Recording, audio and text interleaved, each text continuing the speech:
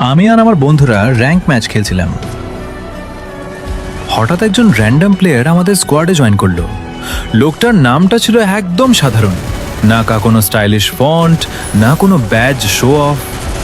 দেখেই মনে হলো, কিন্তু শুরু থেকেই সে ভালো খেলতে পারছিল না। লুট নিতে দেরি করছিল, এনিমি দেখলেও শুট করতে দেরি করছিল, বারবার নক খাচ্ছিল।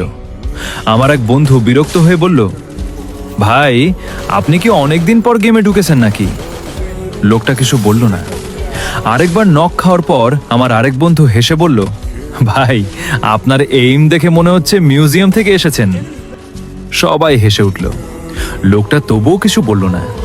কিছুক্ষণ পর সেফ জোনের দিকে দৌড়াতে দৌড়াতে সে হঠাৎ বলল, জানো, আমরা চুপ। সে বলল, একটা সময় ছিল যখন ম্যাচ স্টার্ট হওয়ার আগেই সবাই মাইকে চিৎকার করতে, কে পিক যাবে, কে ফ্যাক্টরি যাবে, এসব নিয়ে ঝগড়া হতো। আমরা অবাক হয়ে শুনছিলাম। সে আবার বলল, তখন বুয়া পাওয়ার চেয়ে বন্ধুদের সাথে খেলার আনন্দ বেশি ছিল।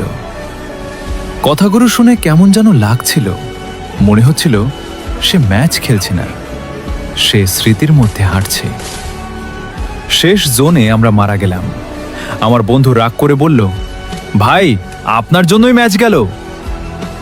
লোকটা কিছুক্ষণ চুপ রইল, তারপর খুব শান্ত গলায় বলল, হয়তো, কিন্তু জানো, আমি আজ জিততে আসিনি।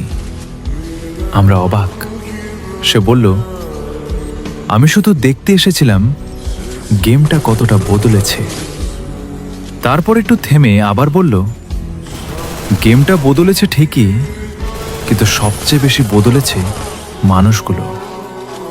পুরো স্কোয়াড নীরব। সে বলল, একসময় ফ্রেন্ড লিস্ট খুললেই 50 জন অনলাইন দেখতাম।